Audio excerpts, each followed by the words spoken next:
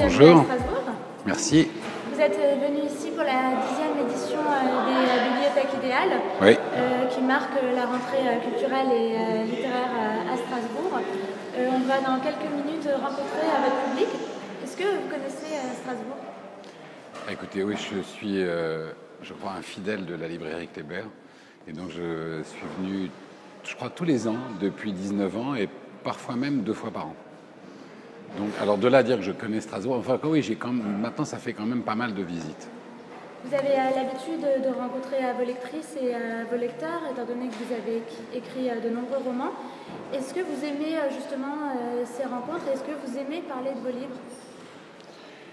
En fait, moi, je suis assez pudique, alors j'aime pas beaucoup parler. Mais les rencontres avec les lecteurs, reste un moment assez privilégié parce que l'écriture, c'est un long moment où on est très très seul. Et contrairement au cinéaste qui peut aller, vous voyez, épier dans une salle de cinéma, le romancier peut assez difficilement suivre un lecteur dans son salon pour voir.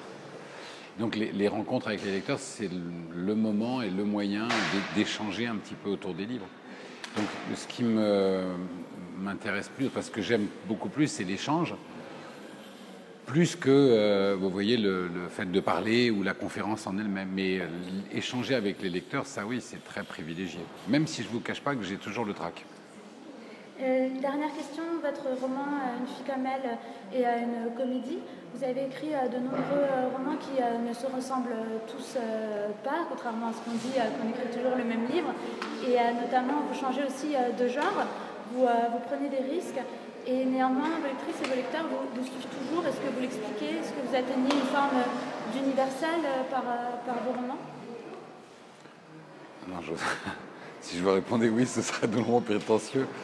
Non, je crois qu'en fait, déjà le fait de jamais raconter 2 fois la même histoire et de changer de genre, c'est aussi un travail, un respect du lecteur, qui est de dire justement, je ne vais pas cultiver une recette ou un truc qui marche.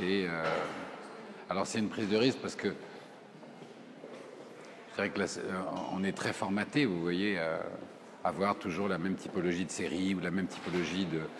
Moi, c'est pas réfléchi tout ça, c'est que j'aime écrire et j'aime raconter des histoires et donc j'ai pas envie de raconter 2 fois la même histoire.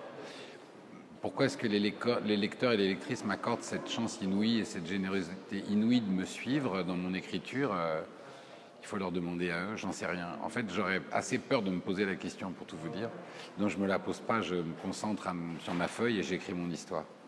En tout cas, ils ont l'air nombreux ce soir, donc on est en fin d'après-midi. On va les rencontrer maintenant et je pense que ça sera un plaisir pour eux aussi. Ben, j'espère. Merci beaucoup. Merci à vous.